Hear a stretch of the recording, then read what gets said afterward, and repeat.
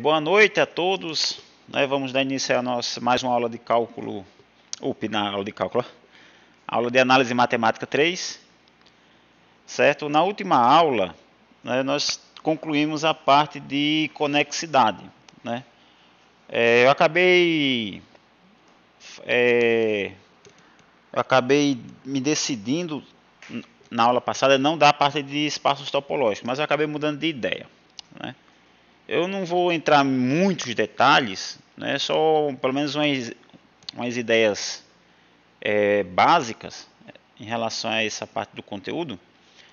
Então não é nada, digamos, detalhista, só mesmo para não passar batido, tá? Então agora vamos ver aqui uma parte sobre espaços topológicos.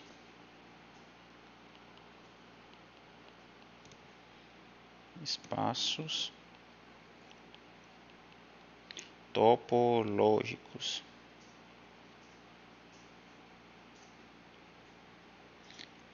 Beleza? Então vamos lá. Primeiro vamos definir o que é uma topologia.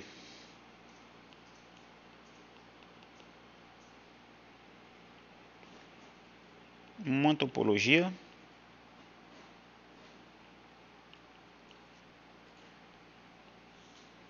num conjunto X. Isso aqui é um conceito geral, viu? Esse conjunto X aqui é um conjunto arbitrário. É uma coleção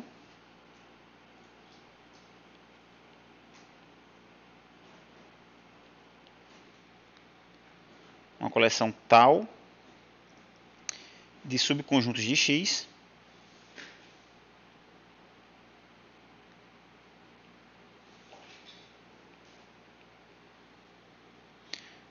chamados de abertos. Agora, esse aqui, certo, não é o conceito que você vem de análise do RN, não. Se bem que são equivalentes, tá? Só que aqui eu estou falando um conceito geral. Então, você tem uma topologia, tá? Eu vou escrever aqui 3 propriedades. Se essa coleção satisfaz essas 3 propriedades, certo? Então, ela é uma topologia. E os elementos dela são chamados de abertos, certo? Isso aqui no contexto geral, beleza? Chamados de abertos. Beleza. Segundo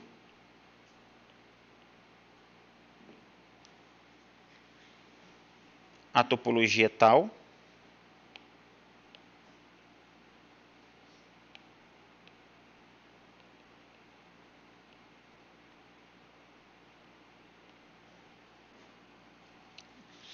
satisfazendo as seguintes condições.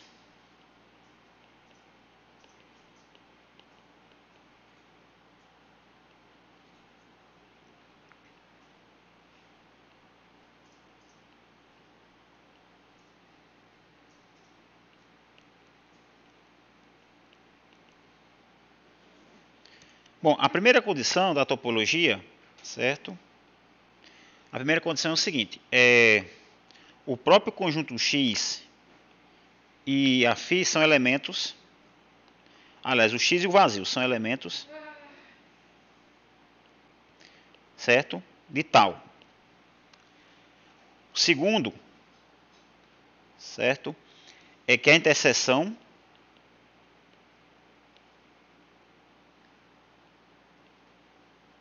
certo? De uma subfamília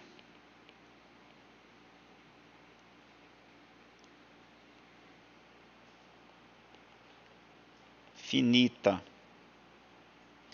de tal, certo? É um elemento de tal.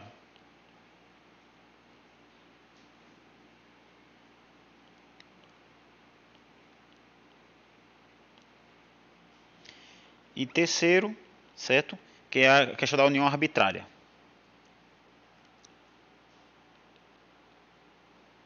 A união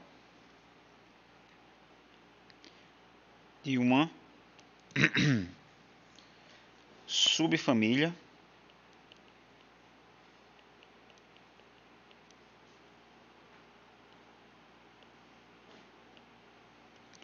qualquer de tal é um elemento de tal.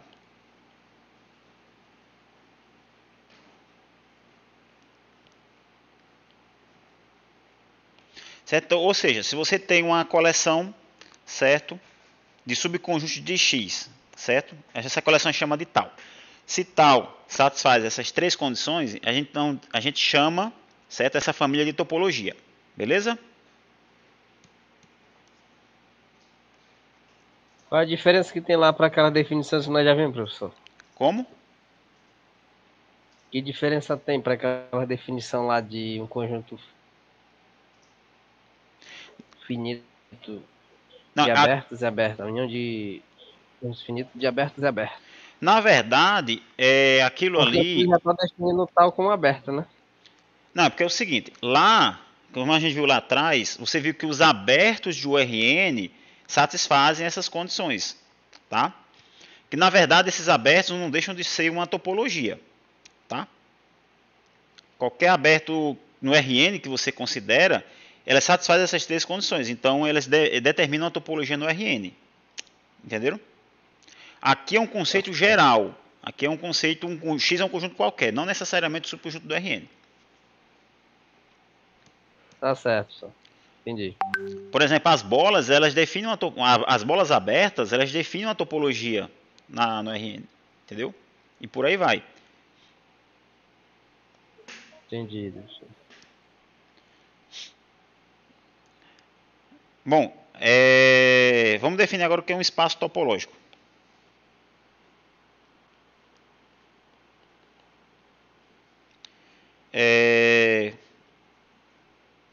Deixa eu botar mais para cá.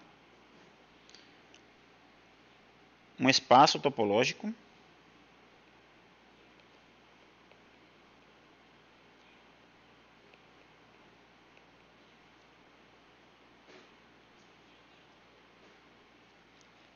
é um par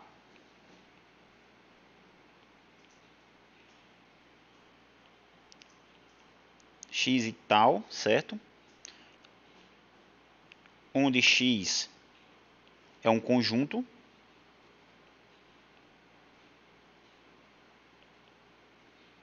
e tal é uma topologia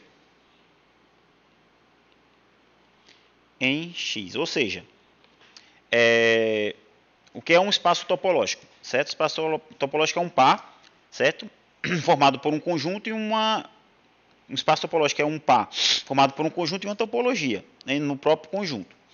Agora, por exemplo, se você tem o mesmo conjunto, certo? E você tem uma topologia diferente, então esses espaços topológicos eles são distintos, tá? Então ele depende, o espaço topológico depende do conjunto e da topologia.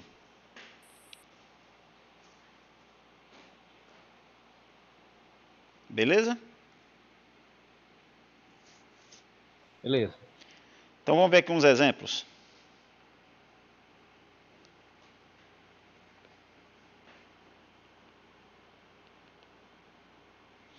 Bom, seja, certo? Esse par aqui, um espaço métrico.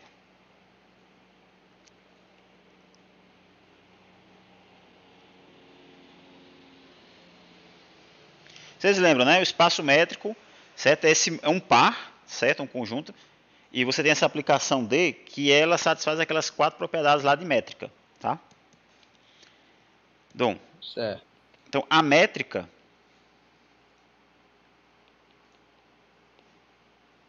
certo? A métrica D induz, certo? Uma topologia.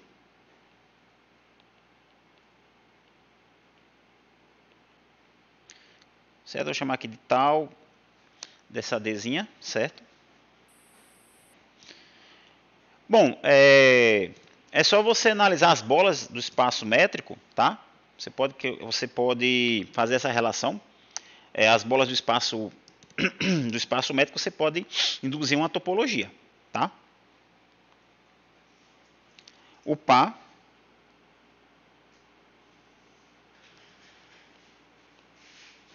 com essa topologia é chamado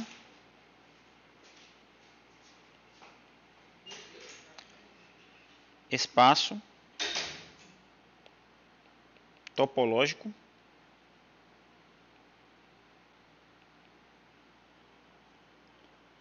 metrizável.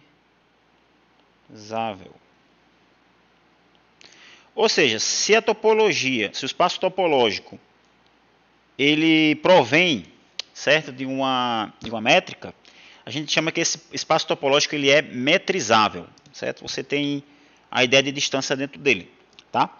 Em geral, então você já tem uma intuição que nem todo espaço topológico você tem uma ideia de distância lá dentro, tá?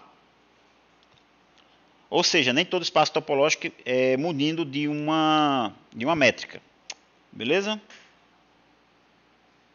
Beleza. Bom, aí existe exemplos de espaços topológicos que não são metrizáveis, inclusive um deles está como exercício, tá? Eu vou exemplo de espaço topológico não metrizável.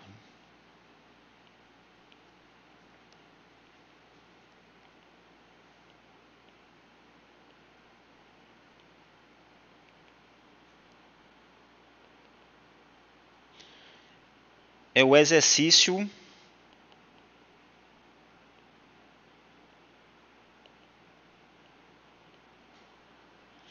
28 do livro do professor Ronaldo. Tá? Então lá você tem um exemplo de um espaço topológico que ele não é metrizável. Bom, então como você não tem, certo, você está tendo uma ideia intuitiva agora, não é uma ideia intuitiva, você está tendo um pensamento intuitivo, né, que nem todo espaço topológico é metrizável, então faz sentido agora de fazer uma seguinte definição, tá? Fazer aqui uma definição do que é um espaço de Hausdorff. Então, um espaço... Eu nunca tinha conseguido enxergar topológico sem uma métrica, no caso. Tem, né? Porque lá, na verdade, o que acontece? Nem todo conjunto você tem um conceito de distância lá dentro. Tá? Inclusive, na parte da resolução dos exercícios, certo? Nós vamos ver esse exercício 28 aí. Tá? Eu só não vou fazer ele agora, certo? Porque senão vocês não perdem a oportunidade de tentar resolver ele. Tá? Professor? Oi. Pergunta talvez estúpida. O senhor poderia me explicar o que é uma coleção? A definição de uma coleção? A coleção... a diferença dela de... Bora lá, O que seria uma coleção? A coleção é o seguinte, quando você... Eu vou tentar voltar aqui ao tempo da sua infância. Quando você compra um conjunto de lápis, certo? Você tem o quê? Uma coleção de lápis de várias cores. Então é um grupo, digamos assim, um grupo, uma junção, certo?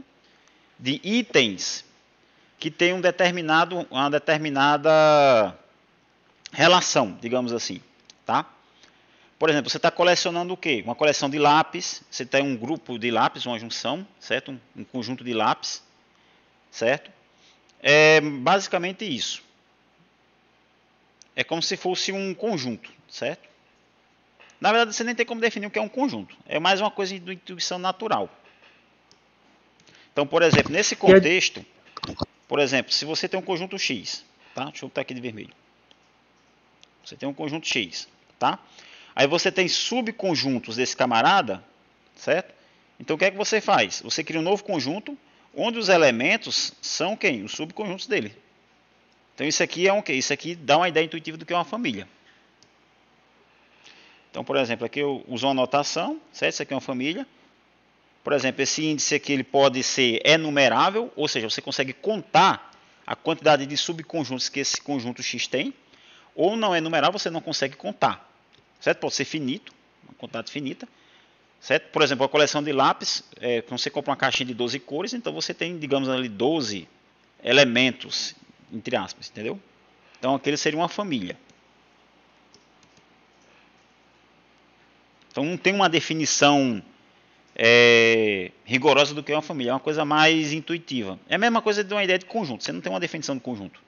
O que é um conjunto? Você tem uma ideia intuitiva. Tá? Então, por exemplo, Obrigado, professor. Então, por exemplo, quando eu falo assim na questão, vamos falar da ideia de topologia. Você pegou uma família, você tem aqui um X, certo? Aí você tem subconjuntos de X, certo? Você pega subconjuntos de X. Então, você, digamos aqui, define o tal como sendo uma família, certo? Desses subconjuntos. Não necessariamente enumerável, tá? Beleza, o que é que torna essa família uma topologia? Primeiro, o próprio X, certo?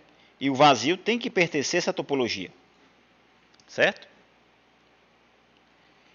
Outra condição, se você pega a lambda 1, certo? A lambda n, certo? Uma quantidade finita, certo? De elementos da topologia, certo? Então, o que é que acontece? A interseção deles, ou seja, a lambda 1, interseção, quantidade finita, a lambda n, também tem que pertencer à família. Então, se você pega uma união arbitrária, por exemplo, se você pega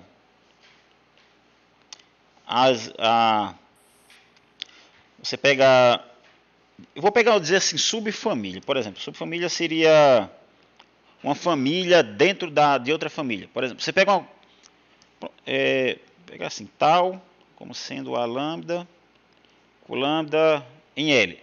Aí você pega um subconjunto de índices, certo? E quando você faz isso, você pega uma subfamília, certo? Dessa família. Então você teria um tal linha, certo? Que seria o A lambda, beleza? O lambda pertencente ao L'. Então, esses elementos que estão aqui, certo? Você pega uma quantidade não enumerável, certo? De elementos, não necessariamente todos. Então, esses camaradas aqui, a união deles, certo? A união arbitrária, também estiver dentro dessa família, aí você tem, certo? Você tem que essa família ela é chamada de topologia. Entendeu?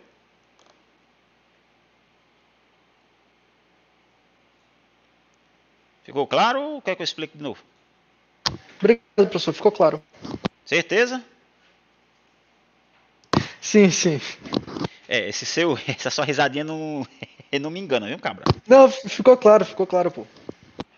Mas, por exemplo, você consegue enxergar a ideia de família? Então, beleza. Então, ela é uma topologia se satisfaz essas condições que eu acabei de falar. Então, eu vou deixar aqui de vermelho, certo? Para quando vocês reverem as notas. Não apaga isso aí. Depois pra copiar fica ruim. Pronto. Então, deixa eu apagar aqui. Tá no vídeo, né? Qualquer coisa, se vocês quiserem mais esclarecimentos, é só rever de novo. Qualquer coisa, vocês me perguntam pelo WhatsApp. Então, bora lá. Isso aqui era a definição de quê? Um espaço de Hausdorff, né? Então, um espaço topológico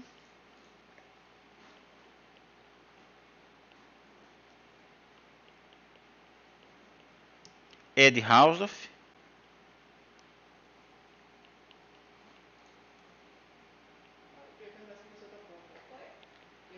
um espaço ele é de Hausdorff se acontece o seguinte: se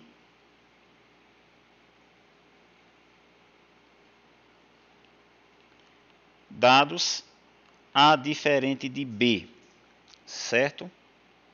Pertencentes a X, certo? Existem abertos disjuntos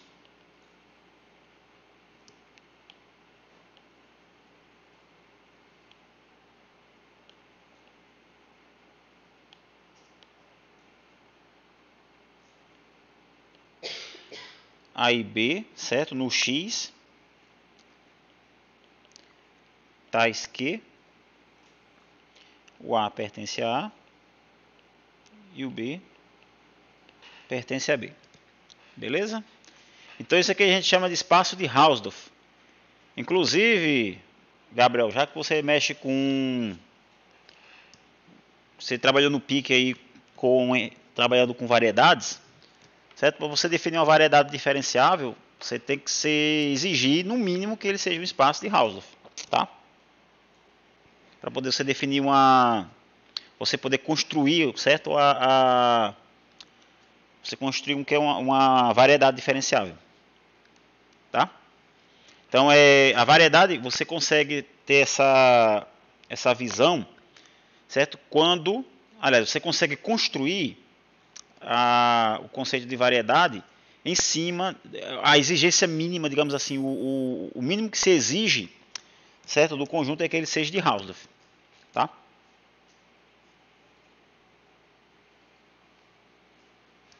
Vamos dar um exemplo aqui de um espaço de Hausdorff.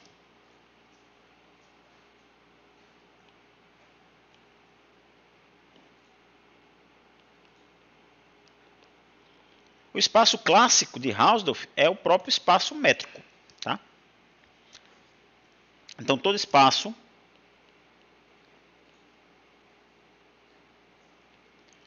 topológico metrizável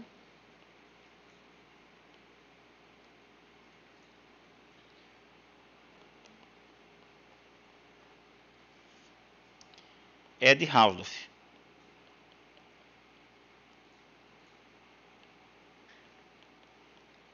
Certo? Bom, de fato,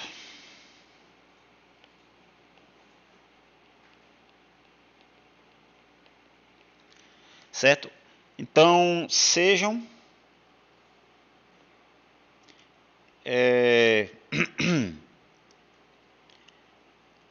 A e B pertencente a X, certo? Tais que o A é diferente de B, tá? E vou pegar aqui um R, certo? Como sendo a distância de A a B dividido por 2, certo? Então,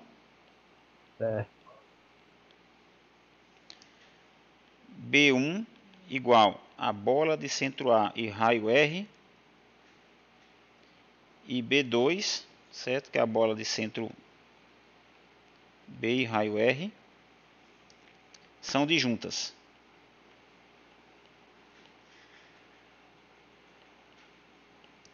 E, portanto, aliás, são disjuntas. Melhorar aqui a escrita.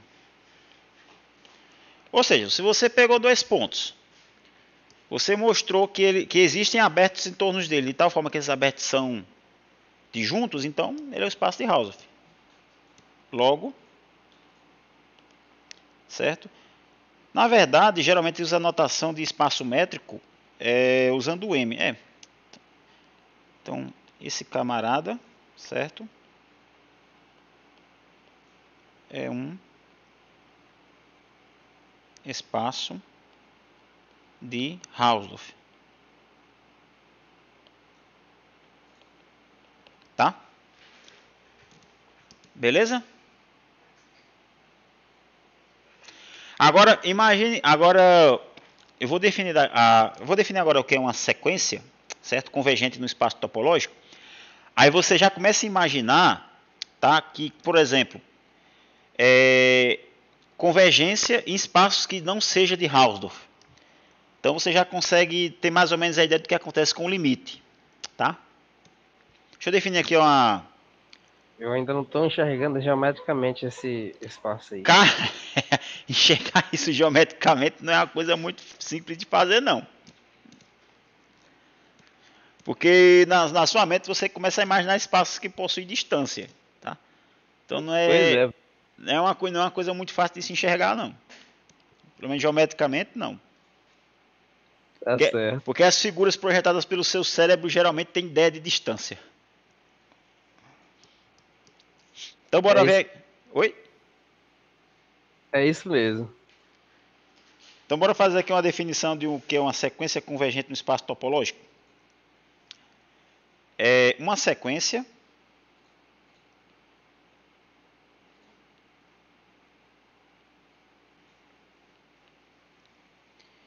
xk, certo? No espaço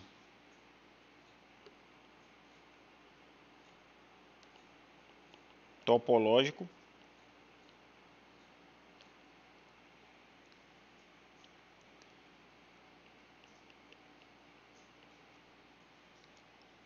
é convergente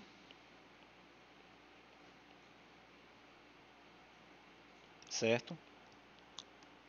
Para A pertencente a X, certo? Se para toda vizinhança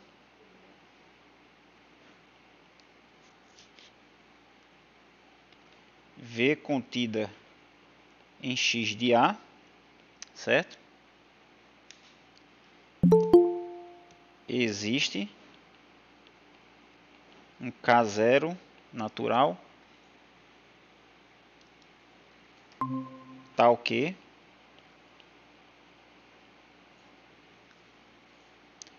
K maior ou igual do que K0 implica que XK pertence, certo, a essa vizinhança. Tá? Isso aqui é uma sequência convergente no espaço topológico. Agora, e se o espaço não for de Hausdorff? Então, o que é que acontece? Tenta imaginar aí. Lembra o que é espaço de Hausdorff? Você pega dois pontos distintos, certo? No espaço topológico. Então, você consegue abertos, certo? Disjuntos, certo? Que contém esses dois pontos, tá? Então, se você não tem essa propriedade, o que é que acontece com esse limite?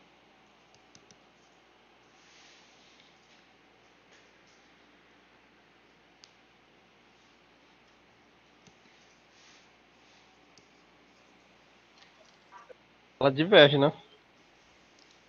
Não é que diverge, mas você perde uma coisa que a gente é acostumado a ver, certo? No cálculo, né? Até quando a gente viu no próprio RN, certo? A unicidade do limite. Ele converge, certo? Mas não necessariamente para o mesmo. Aliás, ele converge, só que ele pode convergir para dois pontos distintos, certo? Se o espaço não for de Hausdorff, essas coisas bizarras podem acontecer, tá? Mas aqui na aventura bugou. Deu erro. Não, mas isso pode acontecer em espaços que não são de Hausdorff, tá? Mas não tenta enxergar, é porque enxergar esse tipo de conjunto é complicado. Se você tentar enxergar isso aí, né? É um negócio meio que sua mente ele é acostumado com a ideia de distância. Mas bora lá. Então, esse aí é uma definição de uma sequência que converge, certo? No espaço topológico, beleza? Então, fazer aqui uma observação.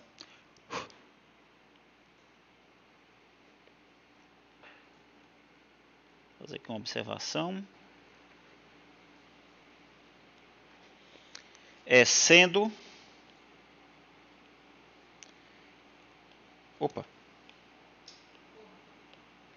Sendo V um subconjunto de X, uma vizinhança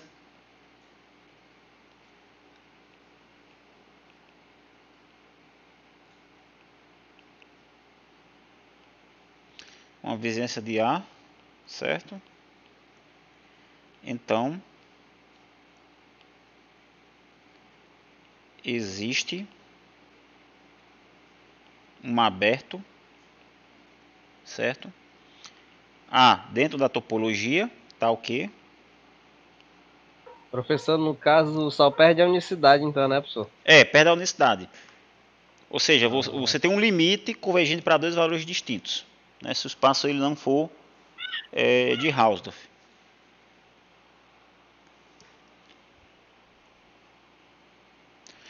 Bom, aqui, então você tem um aberto dentro da topologia, tá ok? Esse aberto contém esse ponto, tá? Neste caso,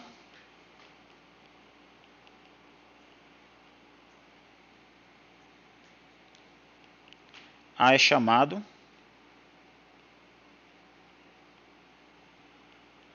de ponto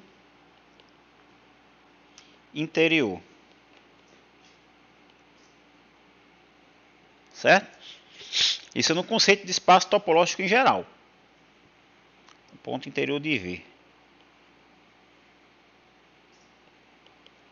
Beleza? Aí a mesma coisa, o conjunto dos pontos interiores dos pontos interiores de V é denotado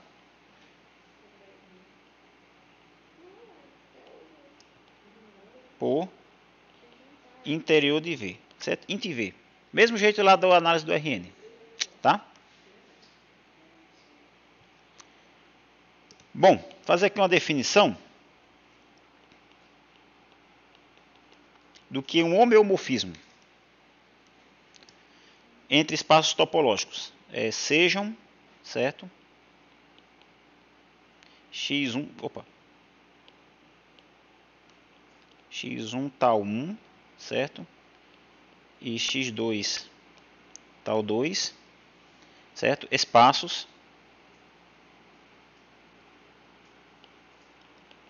topológicos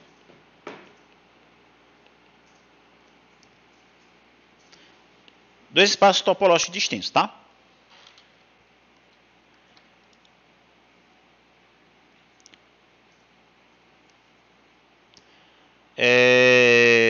Um homeomorfismo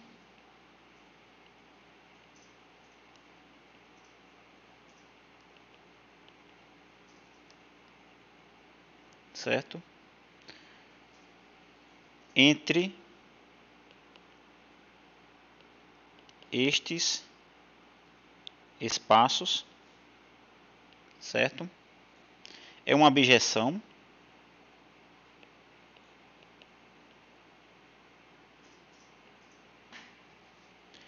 φ, certo? Que vai do conjunto x1 ao x2, certo? Tal que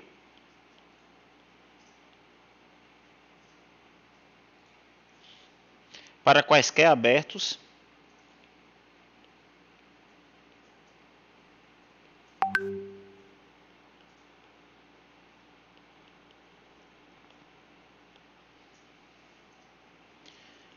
A1 na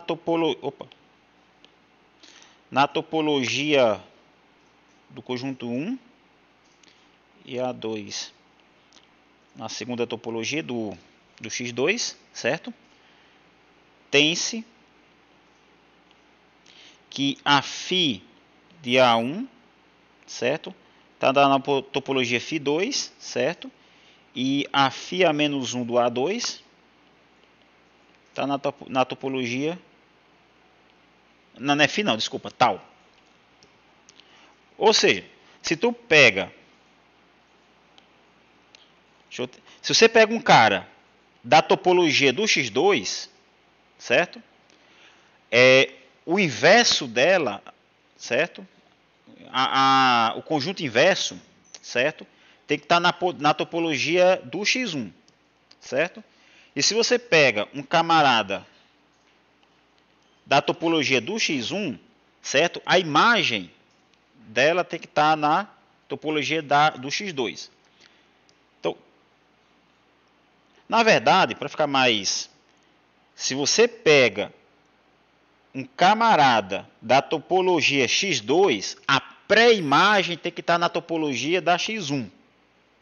Se você pega um aberto da topologia do x1, certo? A imagem tem que estar na topologia, certo? Do x2, certo? Isso é para qualquer aberto que você pegar aqui,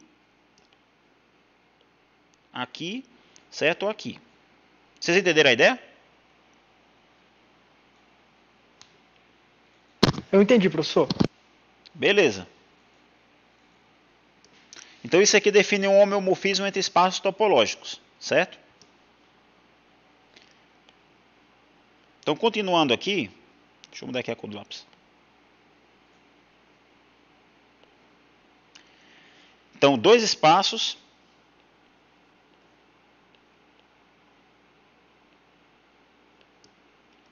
topológicos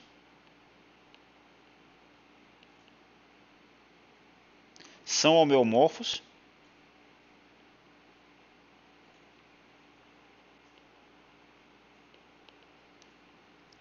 se existe um homeomorfismo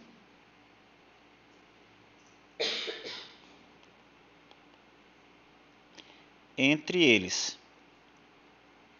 Ou seja, se você pega dois espaços topológicos, se existe um homeomorfismo entre eles, então você diz que esses dois espaços topológicos são homeomorfos, certo? Deixa eu dar uma destacada aqui. Homeomorfos.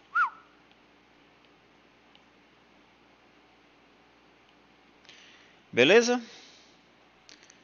Então vamos fazer aqui os exemplos triviais aqui de espaços topológicos homeomorfos. Aliás, homeomorfismos. Opa.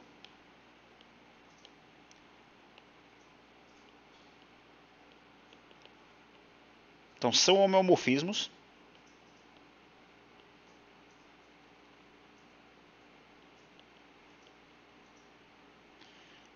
primeiro, aplicação de identidade.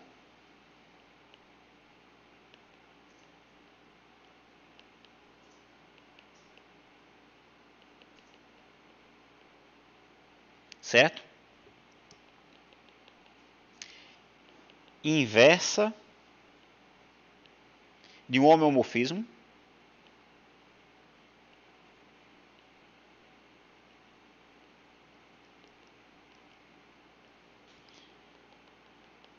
E a composta de dois homeomorfismos.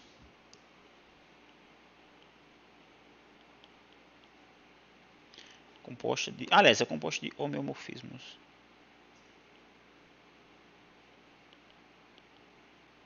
Certo? Isso aqui são, certo? Digamos assim, homeomorfismos triviais, tá?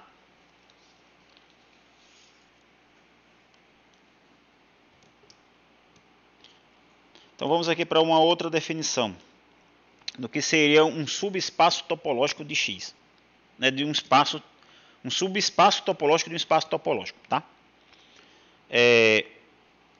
Um subconjunto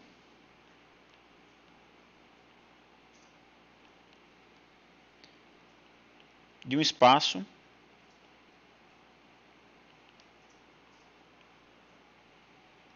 topológico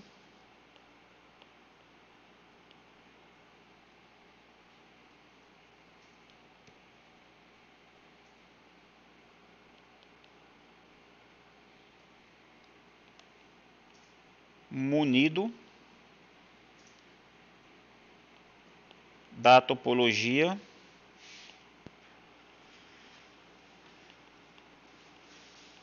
relativa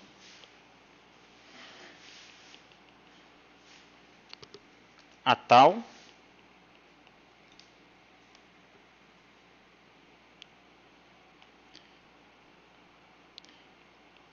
é dito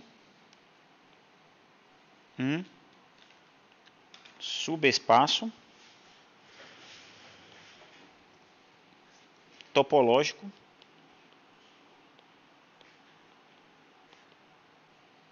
de X.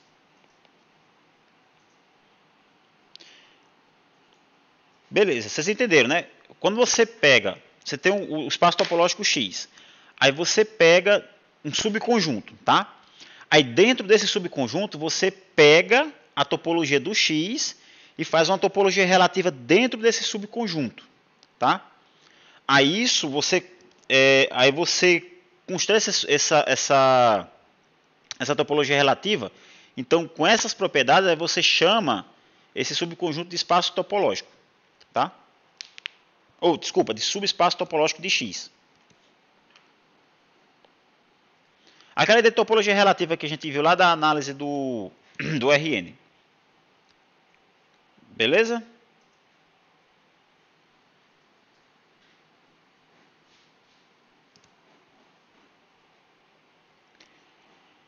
Outra definição,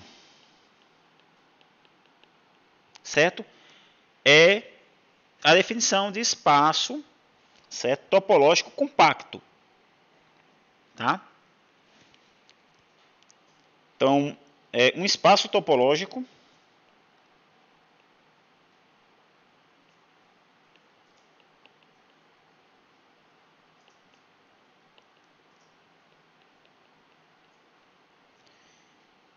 é compacto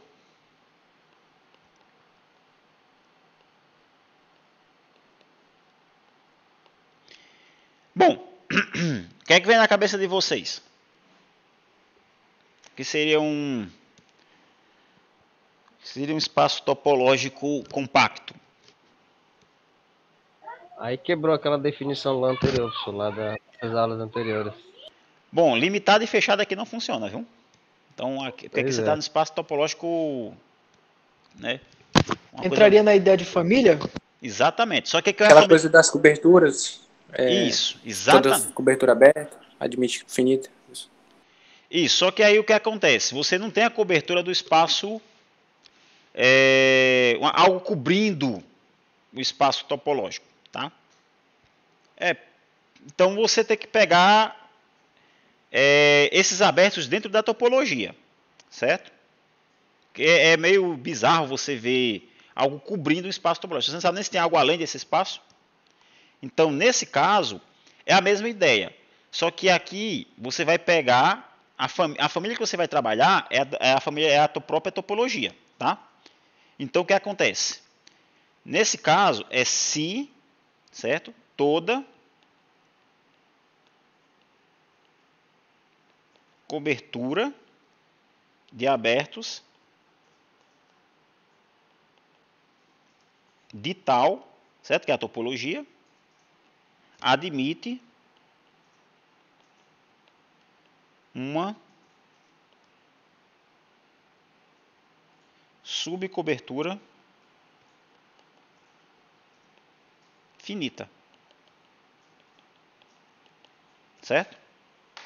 É a mesma ideia, só que no lugar de você pegar uma cobertura do conjunto, você vai pegar, você vai trabalhar com a topologia do conjunto, certo? Do espaço topológico.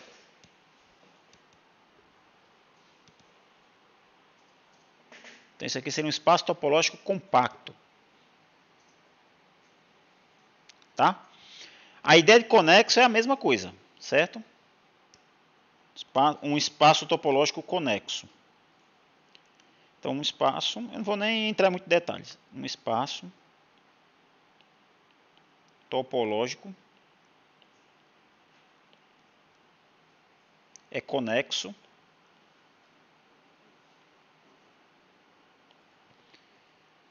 Ixi, o nome ficou meio imprensado aqui na tela. Conexo, certo? Se a única cisão é a trivial.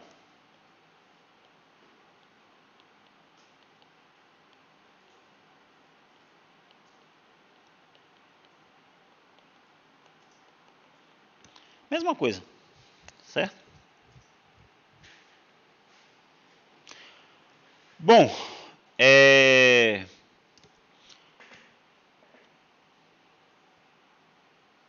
então vamos lá.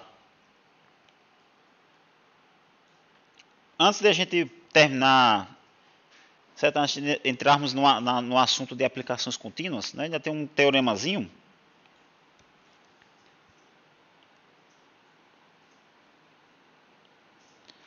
Certo? Que o que você ganha com o homeomorfismo entre espaços topológicos, tá?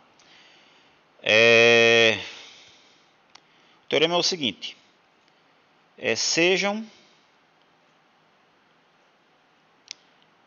x tal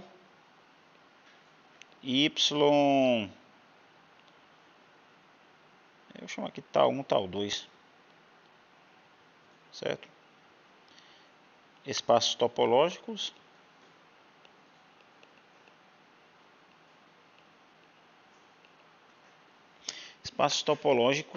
e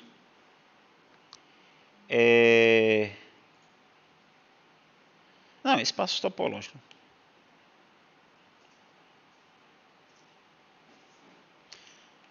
Espaços topológicos homeomorfos. Tá? Então, o que a gente ganha com o homeomorfismo?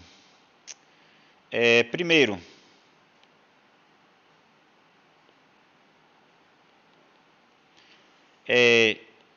X é conexo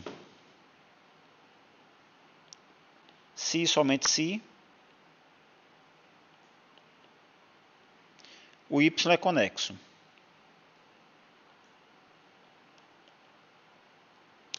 Segundo, X é compacto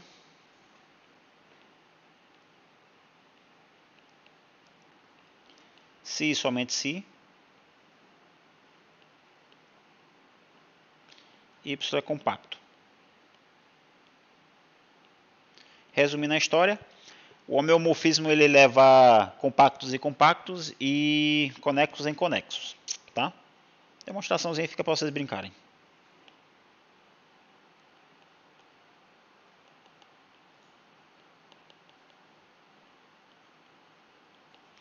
Bom, agora, certo? Vamos entrar agora no capítulo de aplicações contínuas.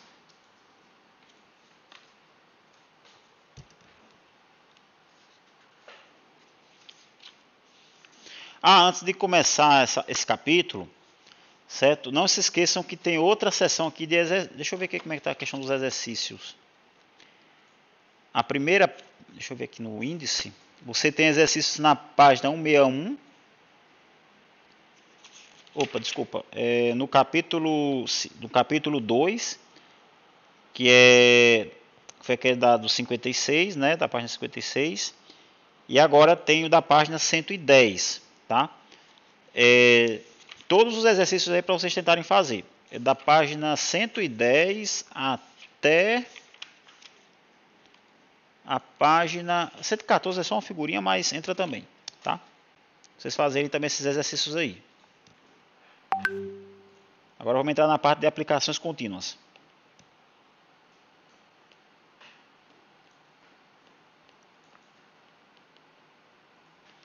Aplicações contínuas. Eu acho que esse capítulo de aplicações contínuas é o último da prova. Deixa eu dar uma olhada aqui. Esse é o último capítulo da prova, tá? Da primeira prova. A segunda é da parte de derivação para lá. Bom, então continuidade em Rn.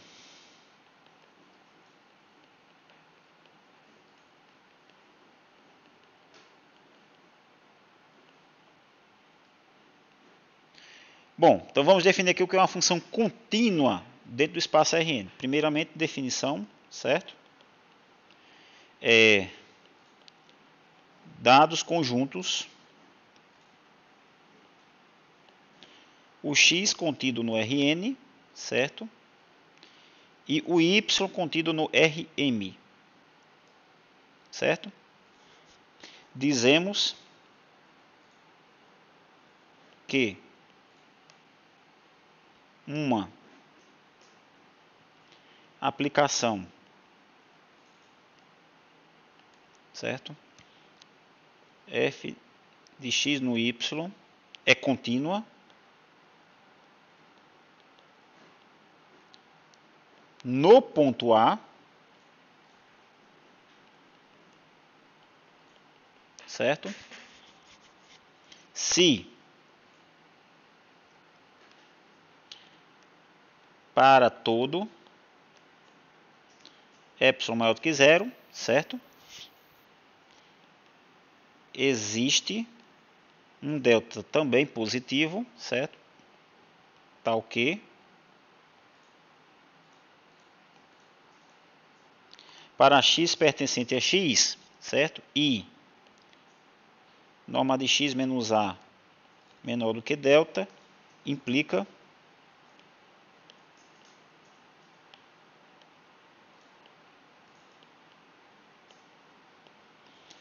que a norma de f de x menos f de a, certo? É menor do que...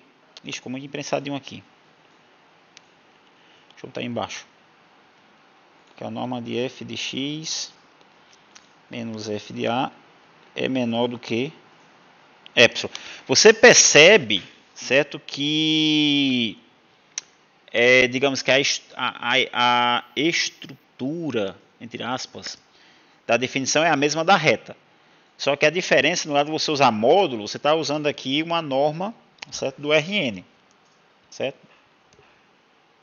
Você vê que é a mesma, digamos assim, a mesma, entre aspas, filosofia. Tá? Então isso define o que é uma aplicação contínua, certo, no espaço RN. No ponto, certo? Isso aqui no ponto. Agora, se todos os pontos do domínio, em cada um desses pontos, essa definição ela é satisfeita, então a gente diz que a função ela é contínua, certo? Então,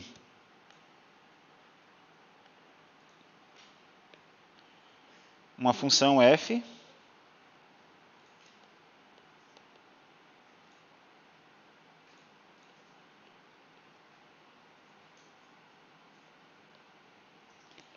é contínua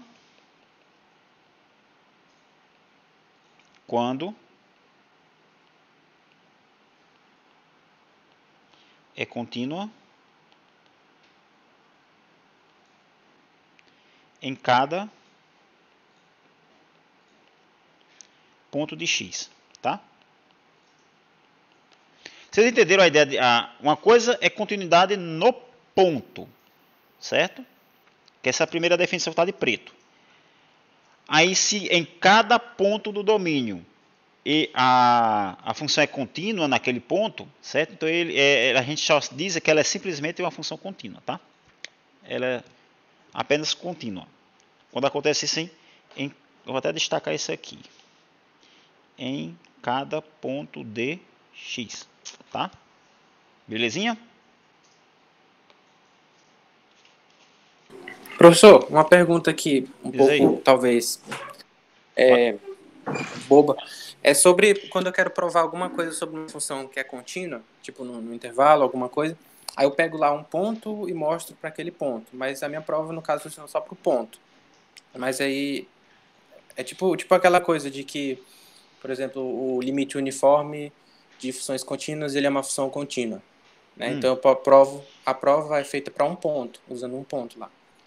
Isso, é porque é a forma como você escreve, certo? Porque uma coisa é você pegar, quando você diz, digamos que a função que você esteja trabalhando seja essa daqui, deixa eu copiar ela aqui. Você pegou f, sei lá, de x em y, tá? Aí você pegou, seja a em x, certo? Então, até a escrita você está dizendo que você está pegando um a qualquer. Então, se você está pegando um a qualquer e você prova que para esse a qualquer ela é contínua, então é contínua em qualquer ponto. Está entendendo? Agora, por exemplo, aí quando você pega, digamos, um ponto específico, sei lá, digamos que f, vou ser mais específico, digamos que f seja um intervalo 0,1, certo? Em, sei lá, no R3. Isso aqui dá uma ideia mais ou menos de curva, né? Aí você pega, aliás, seja não, sei lá, tome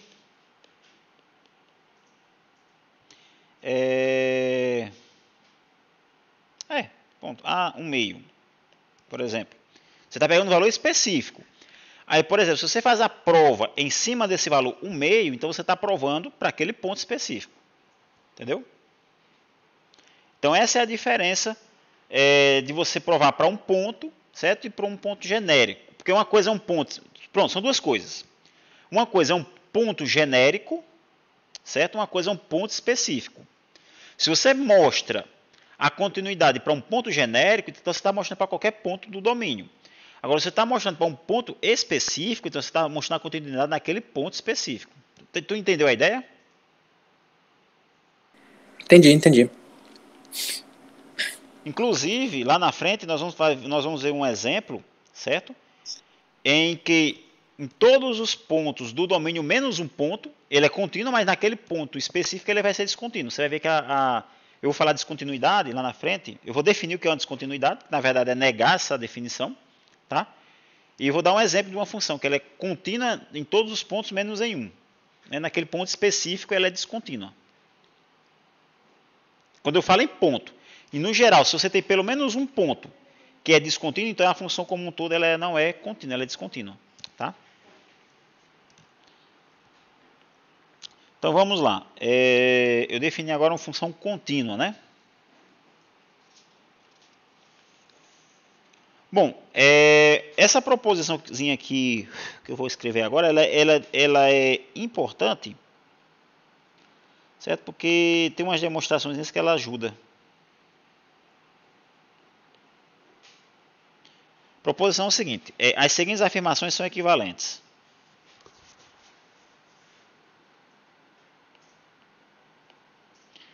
Afirmações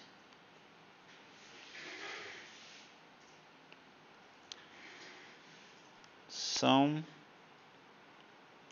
equivalentes. Então vamos lá. Primeiro,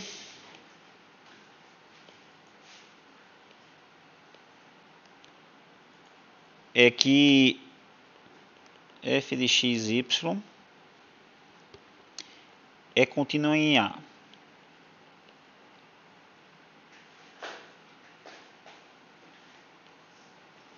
Segundo, é que x pertence à bola de centro A e raio delta, interseção com x, tá?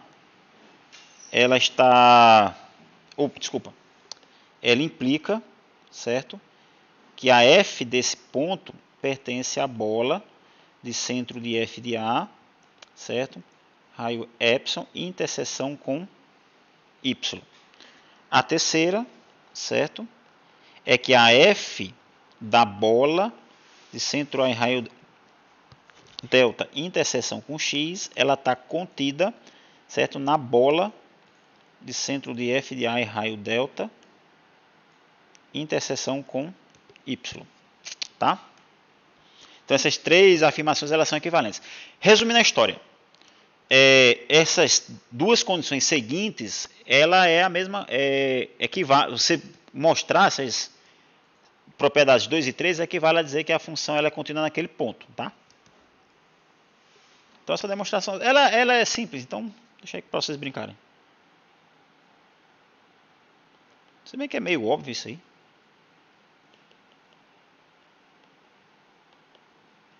Meio não, é óbvio. Mas deixa aí para vocês brincarem. Então vamos ter uma ilustração mais ou menos do que acontece. Aqui você tem um conjunto, sei lá, aqui é o conjunto X, tá? Aqui você tem um conjunto Y. Aí você tem aqui um ponto, você tem um ponto A, certo? E aqui você tem um correspondente f de A. Então aqui você tem uma bolinha.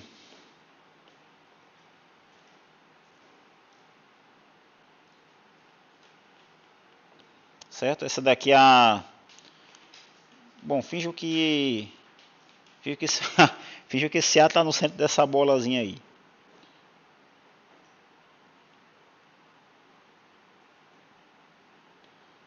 Opa, peraí, pintei demais. Opa, é só essa regiãozinha aqui, ó. Essa área que está pintada, certo? É exatamente esse camarada aqui. É a bola de centro A e raio delta, interseção com X, ó. Certo? Aqui. Aqui. Então, aqui do outro lado,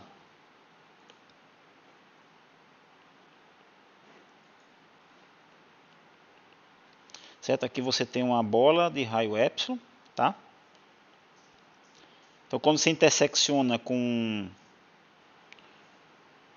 y, aí você tem essa regiãozinha aqui, ó. Certo? Aí daqui para cá você tem a aplicação contínua.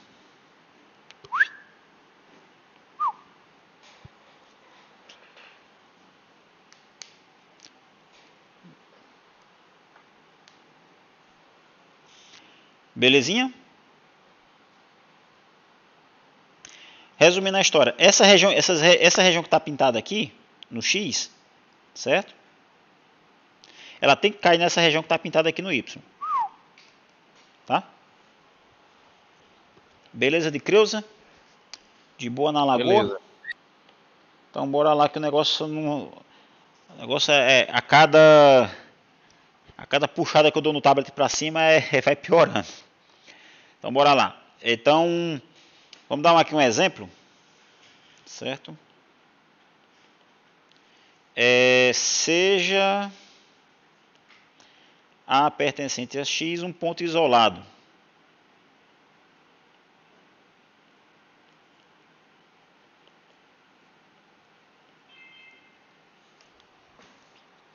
Um ponto isolado de X. Tá?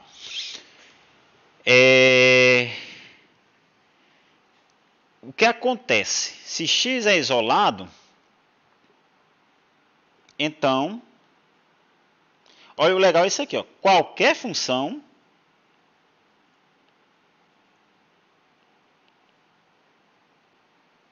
aliás, qualquer aplicação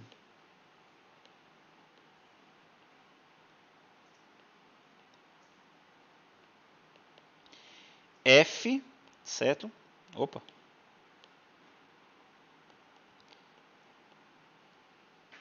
É contínua nesse ponto.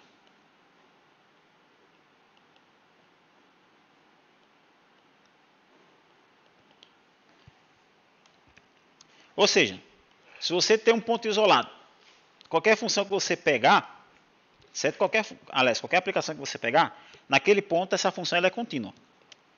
Então, vamos fazer aqui uma provazinha rápida, certo? De fato.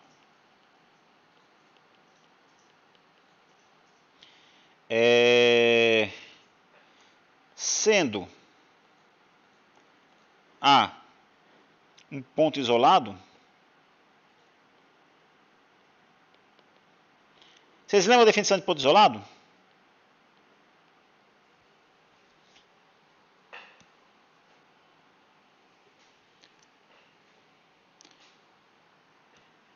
Ele é isolado, certo? Quando existe uma bola, certo? Que quando você intersecta com, nesse caso aqui, o conjunto X, ele é isolado em X, existe uma bola, certo? Quando eu intersecto com esse X, certo? Só dá o próprio A, só dá o próprio ponto. Então, existe, certo? Um delta positivo, tal que, o que é que acontece? Uma bola de centro A e raio delta, intersecção com X dá o próprio ponto. Certo? Certo? Ponto de definição de ponto isolado. Tá? Aí o que é que você vai fazer? Pega isso aqui, ó. Pega aqui essa afirmação aqui. Eu vou aplicar, certo? Nesse camarada aqui. Deixa eu mudar aqui de cor. Vamos ser didático. A F, certo? Da bola de centro A e raio delta, interseção com X, vai ser quem? A F, certo? Desse camarada aqui. Tá? Só que quem é a imagem desse cara? É esse conjunto aqui, né? Ó.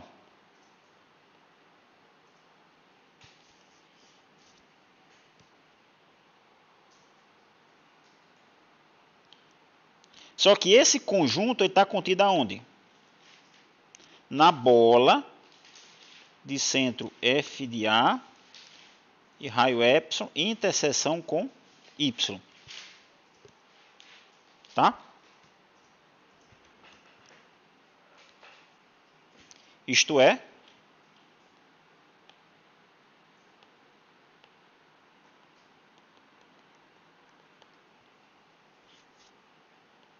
F é contínua em A. Então, o que é que acontece? Vocês lembram o que é o conjunto discreto? O que é um conjunto discreto? Um conjunto discreto é quando todos os seus pontos são isolados. Então, se X for discreto,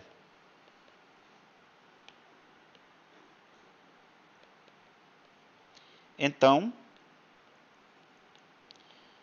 f, qualquer aplicação que você pegar, ela é contínua.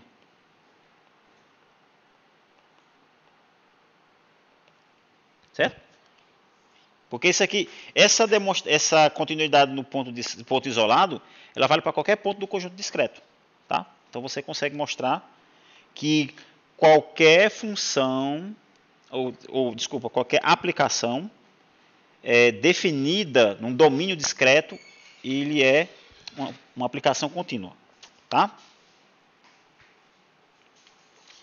Beleza.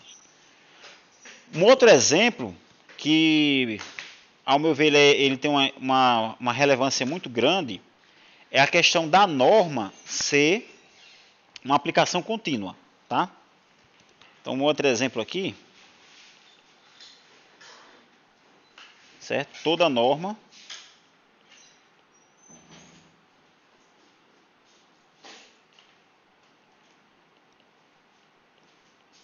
definida no espaço vetorial V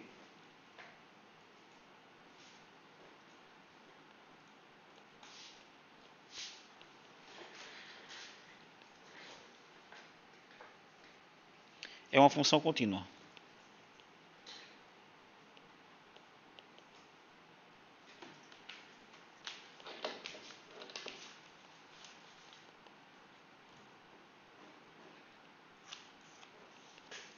Tá? Bom, com efeito,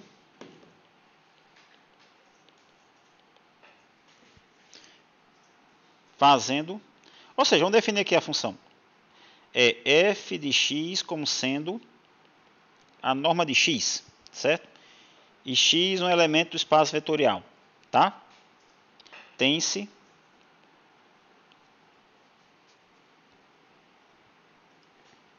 aqui é o seguinte, sim, tem-se para todo A. Pronto, Leonardo, aqui eu estou pegando para todo. Opa.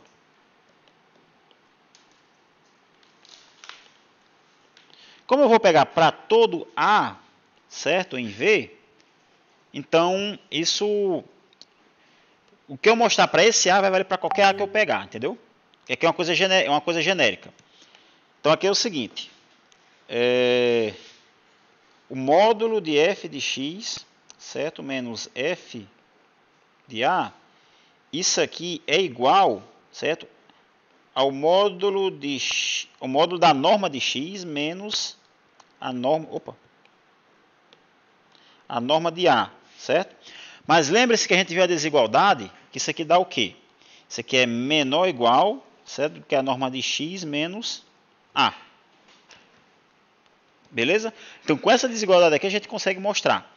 Então, o que é que acontece? Quando você pega x menos a menor do que delta, e se você pegar o epsilon como sendo o próprio delta, você já vai garantir, certo, que a função norma, digamos assim, a função norma ela é contínua, certo?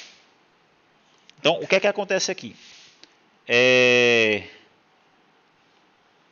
Então, dado epsilon maior do que zero, certo? E tomando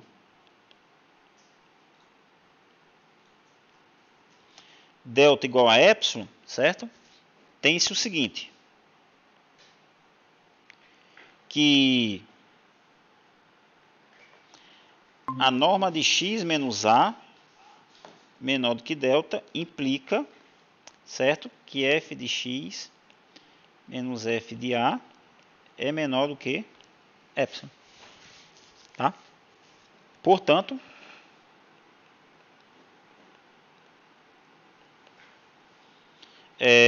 a norma é uma aplicação contínua.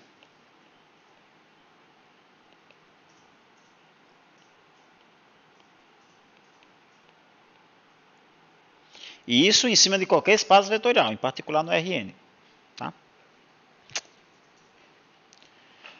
Bom, um outro exemplo que eu acho bonitinho, eu acho legal, é as aplicações lineares, certo?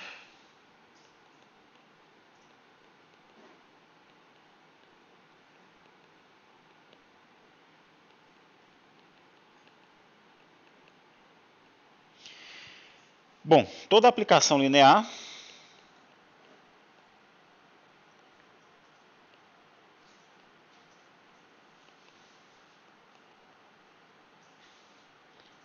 T do Rn em Rm, certo? Tal que, desde que ela não seja transformação nula,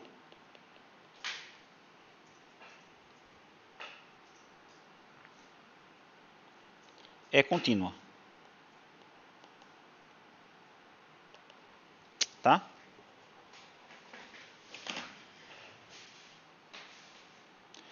Então,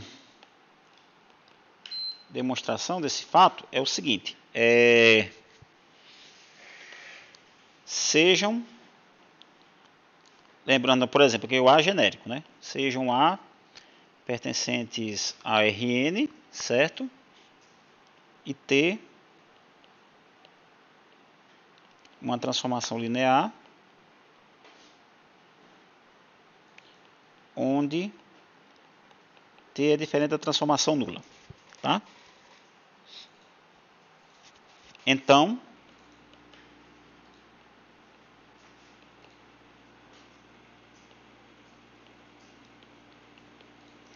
para todo x pertencente ao Rn, certo? Você vai ter o seguinte. Primeiro, deixa eu mudar aqui de cor. T de x menos T de A, certo? Por ter sido uma transformação linear, então você pode juntar, certo? Em uma única expressão. Então aqui ficaria T de x menos A, certo? E nós vimos em aulas passadas que essa expressão ela é menor ou igual do que a norma espectral, certo? Do que a norma de x menos A. Beleza? Até aqui está de boa, né? O que a gente vai fazer? Dado um epsilon positivo, certo? E tomando o delta da seguinte forma: você pega o epsilon e divide pela norma de espectral T, tá? A gente vai ter o seguinte: dessa forma, você vai ter que x menos A menor do que delta implica, certo? Que a norma de T de x menos T de A é menor do que epsilon. Então, logo, T é contínua, tá? Beleza? Alguma dúvida em relação a essa demonstração? Bom, nós definimos o seguinte: a continuidade é o seguinte: para todo epsilon maior do que zero, existe um delta maior do que zero, tal que, para todo ponto que você pegar no domínio, certo? A norma de x menos a menor do que delta implica que a norma de f de x menos f de a é menor do que epsilon. Isso define uma continuidade no ponto A. Aí eu pergunto a vocês: como é que eu negaria esse fato? Tá? O que seria uma função descontínua no ponto A? Uma aplicação descontínua no ponto A. Então, bora lá. Uma aplicação descontínua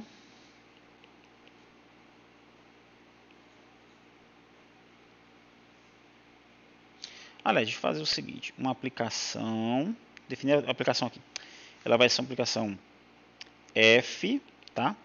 O x no Rn, eu vou usar essa anotaçãozinha aqui que fica mais fácil de trabalhar, no Rm, certo? É dita descontínua no ponto A se ela não é contínua neste ponto.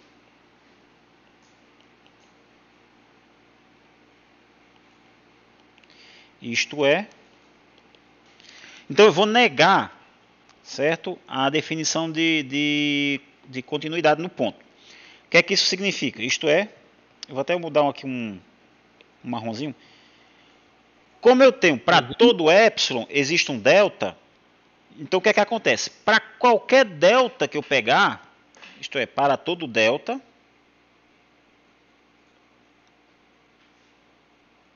positivo, certo? Existe um epsilon maior do que zero, certo?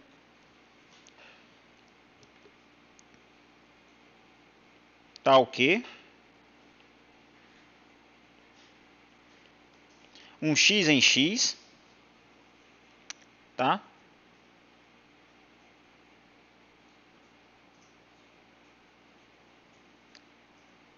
E norma de x menos a menor do que delta tem-se exatamente o contrário aqui. F de x menos f de a. O que é negar ser menor do que epsilon? Ser maior ou igual a epsilon. Tá? Isso aqui seria a negação. Tá? Vamos ver aqui um exemplo de uma função. Vamos pegar aqui um exemplo aqui e vamos ver, certo? Que em um ponto específico ela é descontínua, tá? Deixa eu fazer aqui a função. A aplicação é o seguinte. Mas a função f de Rn em R, certo? Definida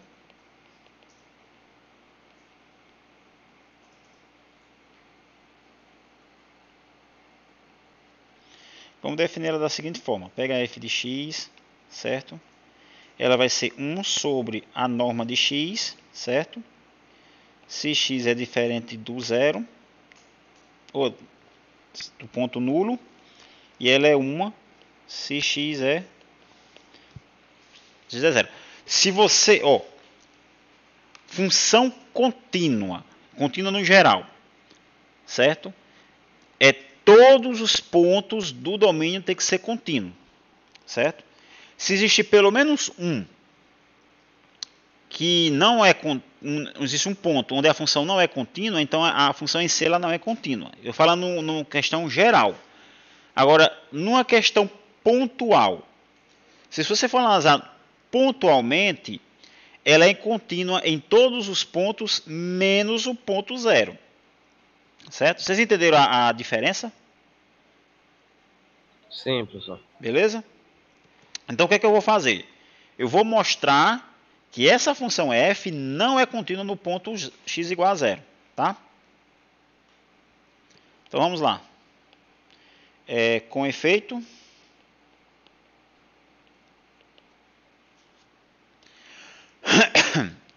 seja x pertencente ao Rn, certo? Tal que, vamos pegar um x que satisfaça isso aqui. A norma desse x, ela tem que ser menor do que 1,5 e ser, obviamente, maior do que... obviamente não. Eu vou pegar nessas condições. A norma de x maior do que 0 e menor do que 1,5, tá? Então, dessa desigualdade, o que é que a gente conclui em relação a 1 sobre x? Certo? Então 1 sobre a norma de x, certo? Ela é maior do que 2. Vocês concordam?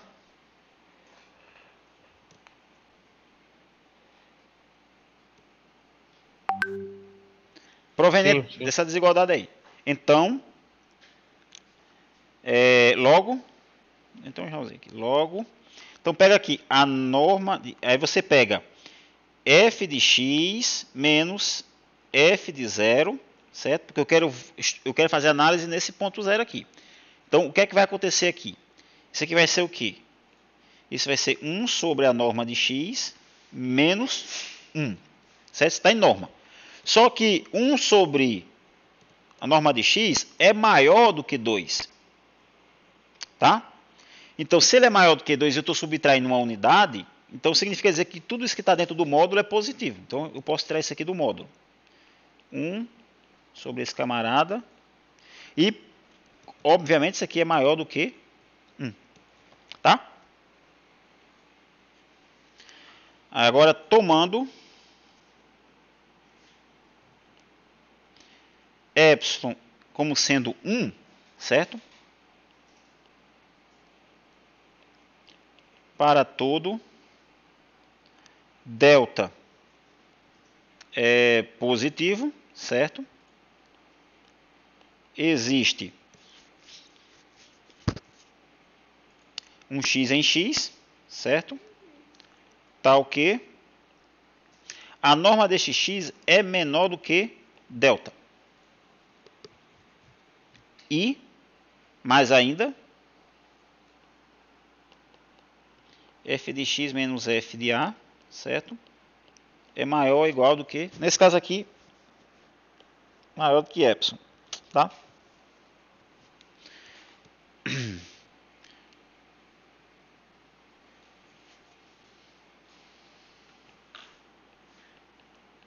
Basta tomar o x de tal forma,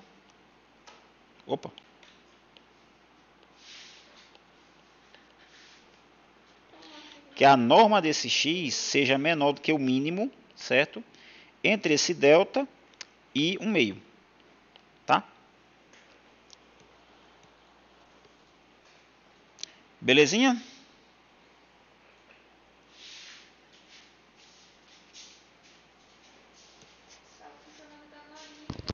Beleza. Então vamos lá. Agora vamos ver o que um teorema. Esse teoremazinho aqui é legal.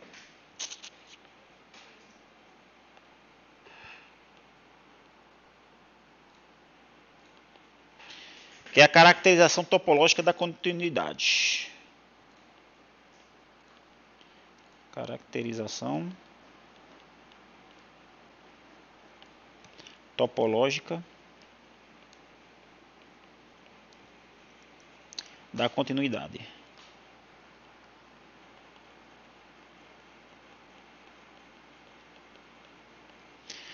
É mais ou menos, não é bem mais ou menos. É a ideia topológica de continuidade. Na verdade é isso que nós vamos fazer. O teorema é o seguinte: é uma, certo? Aplicação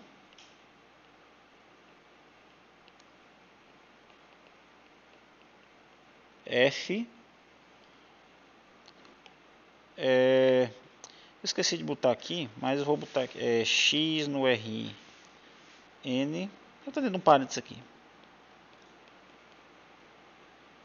Pronto. É contínua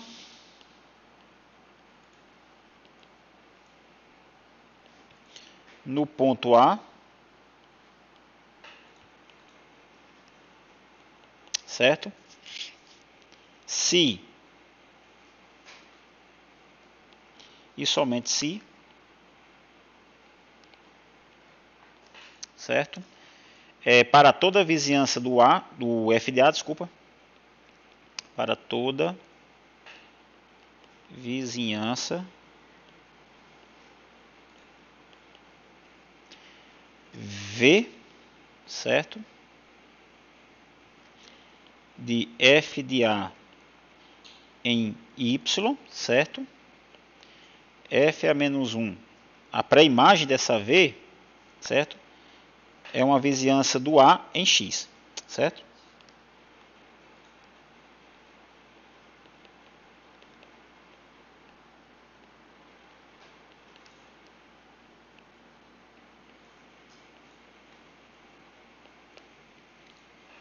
Tá? Então, então o que é que acontece? Você tem, digamos assim, seria uma definição Deixa eu ver aqui. Você poderia definir continuidade no espaço topológico com essa equivalência, digamos assim. Tá? Então vamos demonstrar isso aqui. Desculpa, professor, eu cheguei um pouco atrasado. Diz aí, meu querido. Foi definida essa pré-imagem inversa? A ideia da pré-imagem inversa? Sim, já foi definido, né? Cara, tá nas prévias do capítulo, lá no início. Né? Ah, sim, tá. Tá bom. É aquele mesmo conceito de função, tá? Por exemplo, se você tem um elemento A, sei lá, no V, certo? Pega assim, F, sei lá, de A em B, tá? Aí você pega o elemento A em B, certo? Uma F a menos 1 desse ponto, ela está no A. Aí o que é que acontece? Você pega, sei lá, um V subconjunto de B, certo? Então uma pré-imagem seria feito por todos os pontos, certo? Pré-imagem de V seriam todos os pontos que estão no... Aliás, a pré-imagem de V seriam todos os pontos que quando eu aplico, ou seja, quando eu aplicar aqui, pega assim. Peraí, eu estou embaralhando as coisas, peraí.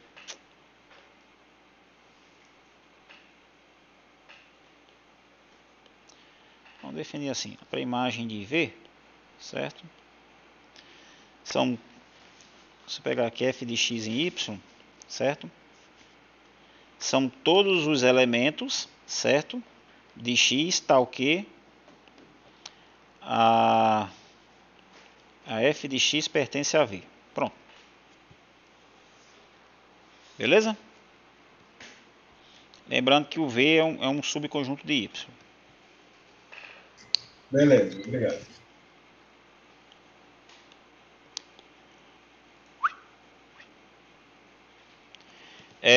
Vamos lá. Então aqui nós temos uma equivalência aqui para provar. Então demonstração. Então o que a gente vai fazer? Vamos provar a primeira ida. Tá? Suponha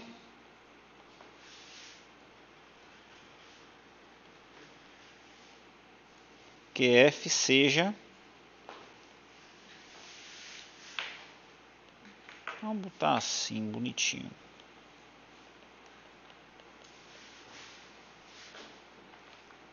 Seja contínua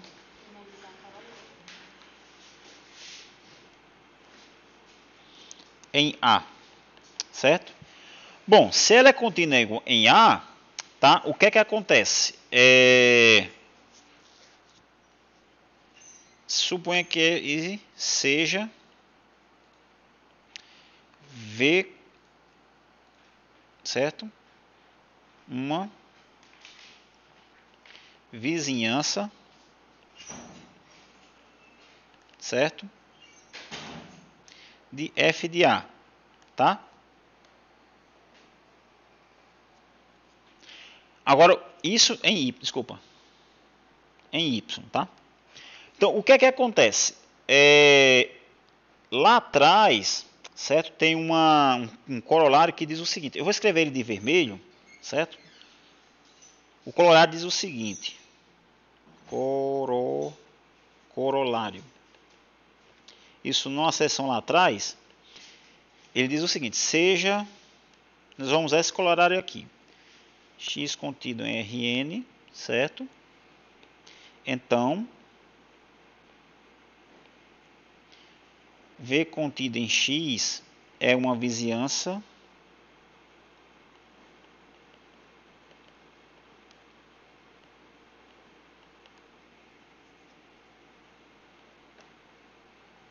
de A, certo? Se e somente se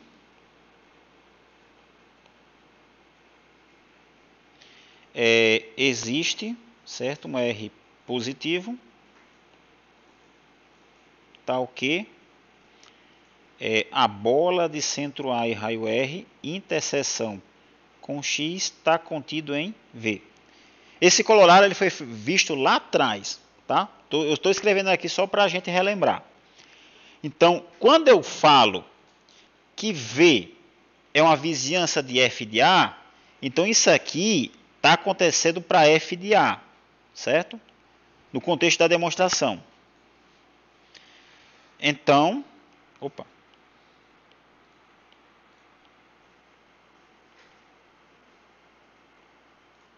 Então eu vou pegar essa informação que eu destaquei aqui de amarelo. Só que no contexto da demonstração. Então, o que acontece? A bola... Então, peraí. Então, a bola não. Então, existe, certo? Um delta maior do que zero. Tá o quê? Não, peraí. O delta não. Vou pegar um epsilon aqui. O que é que vai acontecer? A bola... No caso aqui, o ponto é o F de A, de raio epsilon, interseção com Y, está contido em V. Concorda? Que aqui... Opa! Isso que está de vermelho, que eu escrevi, ele é geral, é lá de trás, tá? Esse A que eu escrevi aqui não é o mesmo A da demonstração, não. Tanto que eu destaquei até de vermelho. Então, quem está fazendo o papel do A... certo? Esse A aqui é o F de A. Esse R aqui, certo? Esse epsilon, certo? E o X aqui é o conjunto Y, tá? Então isso aqui acontece. Isso aqui que está aqui, isso aqui acontece, tá? Beleza. Só que o que é que vocês vão fazer aqui? Vocês vão pegar, certo? Pela continuidade da F, o que é que vocês vão fazer? Vocês vão aplicar, certo? Vocês vão fazer o seguinte, peraí. Pela continuidade, certo? Da F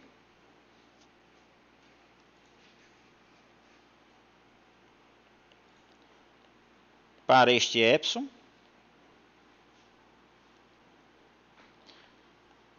existe um delta positivo, tá o quê?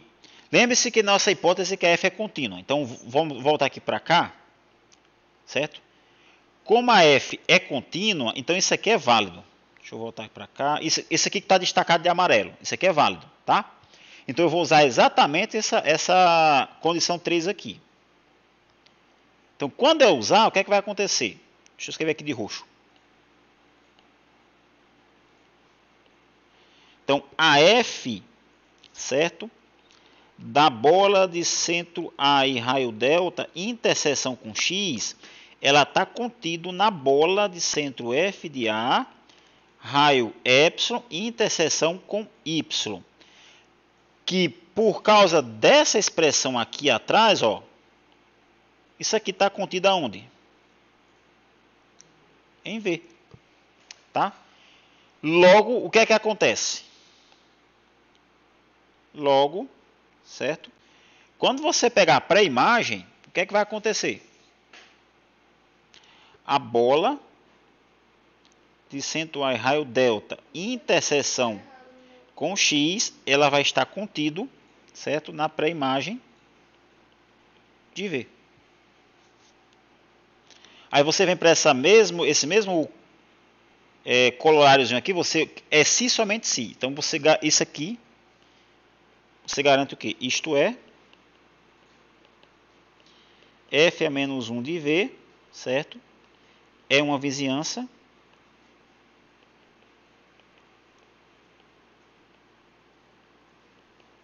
de A em X, tá? Beleza? E com isso a gente prova a ida, certo, do teorema. Agora vamos fazer a volta. Nós vamos supor, certo, que para toda vizinhança de V de F de A em Y, F a menos 1, certo, dessa vizinhança também é uma vizinhança de A, certo? Então, reciprocamente,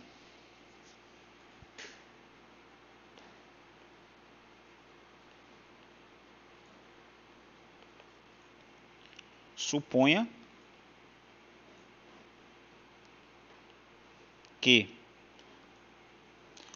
para toda vizinhança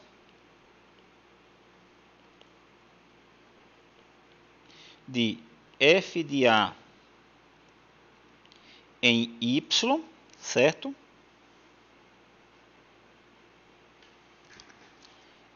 Tem-se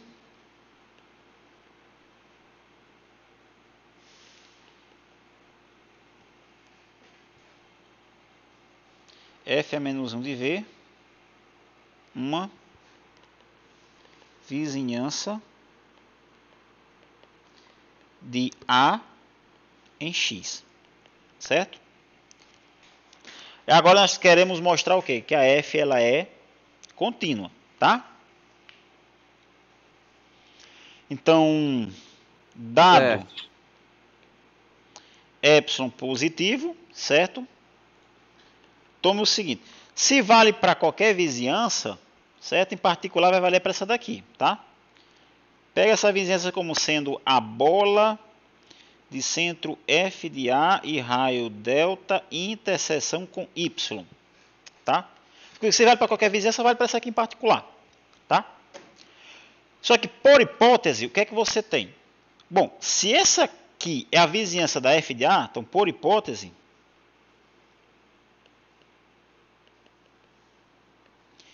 F a menos 1 dessa bola, ixi, mas vai ficar um negócio meio feinho, mas tudo bem, é uma vizinhança de A em X, tá? Então,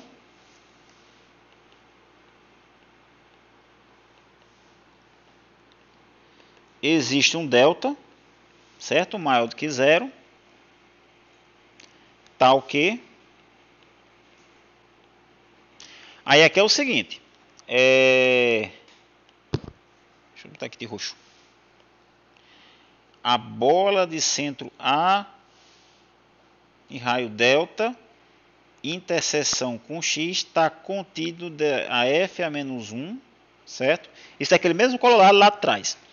É a bola de centro F de A e raio epsilon, interseção com Y aqui. Pronto, tá? Logo, quando você aplicar na função, o que é que vai acontecer? Aí você vai ter que a F da bola de centro A e raio delta, interseção com X, está contido na bola, certo? De centro F de A, raio epsilon, interseção com Y. Portanto, F é contínua no ponto A. Beleza? Então, o que é que acontece? Essa equivalência, certo? Você agora já pode já ter uma ideia, certo? Essa equivalência você pode definir, certo? Uma função contínua no espaço topológico, qualquer, com essa ideia de vizinhança, tá?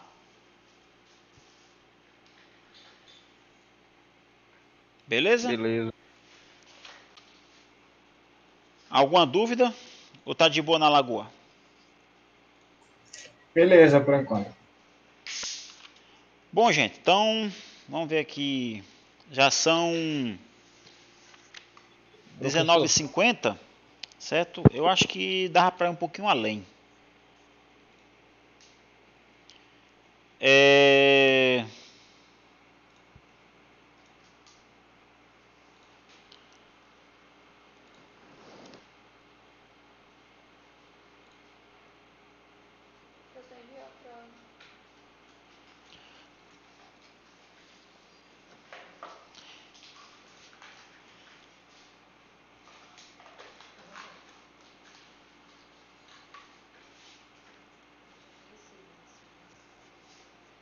Bom, em particular você tem o seguinte, vou fazer aqui umas observações, certo?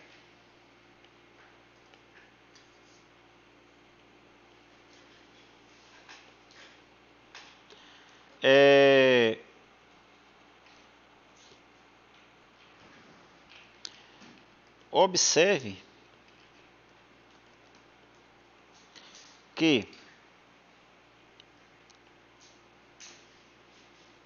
para todo aberto, certo? U contido em Y tem-se que f a menos 1 de U, certo? É um aberto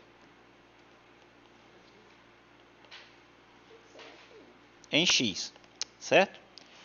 A mesma coisa vale para o fechado. Ou seja, se você pegar qualquer fechado em Y, digamos o conjunto pré-imagem, certo? Ele é fechado no X, beleza? Então, digamos assim que a demonstração, certo? Tanto do aberto quanto do fechado eu vou deixar como exercício, tá? Beleza? Alguma dúvida? Ou tá de boa na lagoa?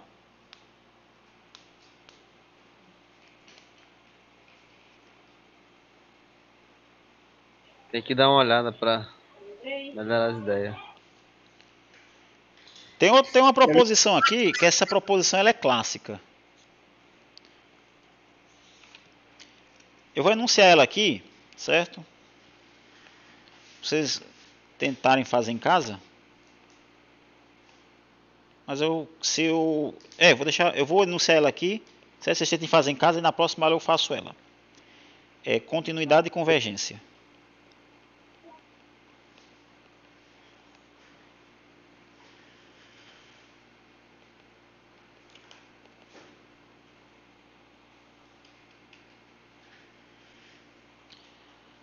Dados,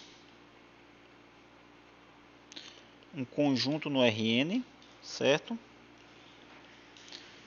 O y no Rm, x no Rn e o y no Rn, certo? Uma aplicação f de x em y é contínua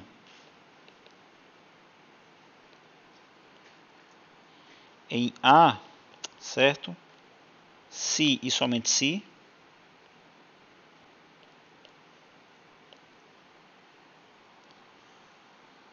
para toda sequência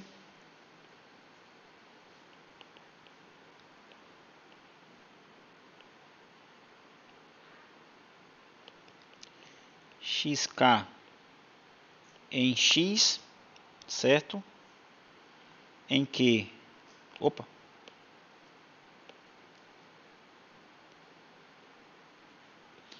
xk converge para A, certo? Tem-se que f de xk converge para f de A, certo? Então ela só é contínua se somente isso acontece. Ou seja, para qualquer sequência que você pegar dentro do x, lá no conjunto imagem, a f de x desses termos da sequência tem que convergir para, certo? Para f na qual a sequência xk converge. Ou seja, se a sequência xk converge para A, tá? A f de xk vai convergir para f de A, tá? Então eu vou deixar isso aqui para vocês tentarem fazer em casa. Na próxima aula aí eu faço ela, certo? E para vocês também fazerem em casa, certo? Essa questão para todo aberto que você pega no, certo? No y, ou seja, no contradomínio da f, certo? A sua pré-imagem, certo? É um aberto no x, tá? Mesma coisa para o fechado. Belezinha? Então, gente, por hoje é só. Então a gente se vê na quarta-feira. Beleza? Beleza. Quarta-feira não, quinta, né? Tô areado.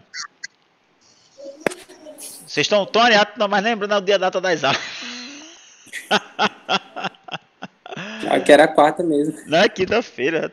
Hoje é terça, na minha cabeça já era segunda. Então, beleza, gente. Fui. Beleza.